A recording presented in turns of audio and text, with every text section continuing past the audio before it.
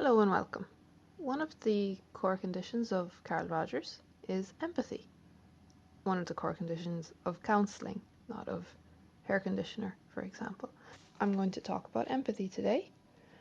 I decided to start off with a quote from someone who's explaining what it's like when you can't find anyone who has empathy for you. This is a quote that Carl Rogers chose for On Becoming a Person. It's a quote from Ellen West.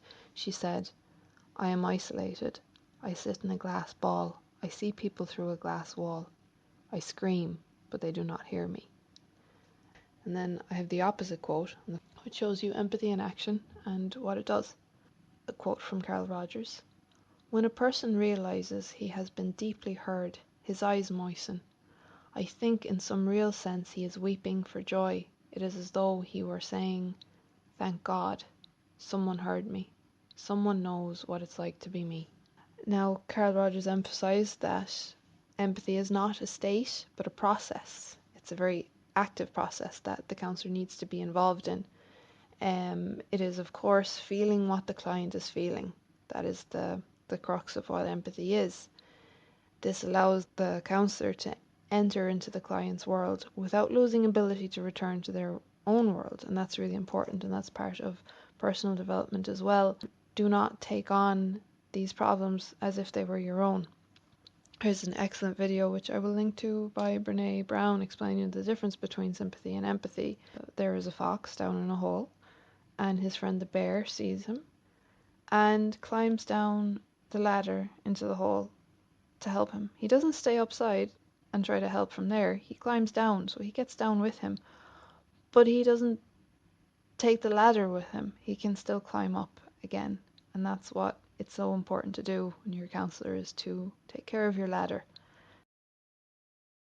Seeing, understanding and accepting the difference between oneself and one's client. For example, if you have a bereavement and your client has a bereavement, that you realise that these are not the same thing, that you don't assume that your client is experiencing their bereavement in the same way that you experienced yours, that you stop and listen and hear their reality and don't just assume that you've been there, because you're not the same person. For example, to use the metaphor of walking in the shoes, you may have actually had those shoes at one time, but you're a different person and they're not going to fit everyone the same way. Not becoming overcome by the client's emotions. Again, this is really important for the client, that they can see that you can handle it, because if you break down, they're going to worry about bringing their stuff to you because they don't want to hurt you. No one wants to hurt anyone else. And so it's important that you don't allow it, not only for them but also for you, that this does not become your sorrow, that if your life is going okay, that you can still have joy in your own life and you're not taking on the pain of the other person. It's important that you don't feel more than the client, because that's putting your emotions onto them again. If they're okay with something, you shouldn't be suffering with it. If they're crying, you shouldn't be sobbing. You want to feel with them, not more than them. And sometimes on the other side of that, you might be aware of their feelings before they are. The client is talking about something and you can see the tension in their body, you can see their face scrunched up, but they're talking about it calmly. They're trying to talk about it calmly. There's a lovely example in one of the books. I can't remember if it's the Dave Mearnes book or the Janet Tolan book, but a client is talking, he seems calm, and he looks up and he sees a single tear rolling down the face of the counsellor, and then he begins to start crying himself, because that was his sadness that he saw on her face.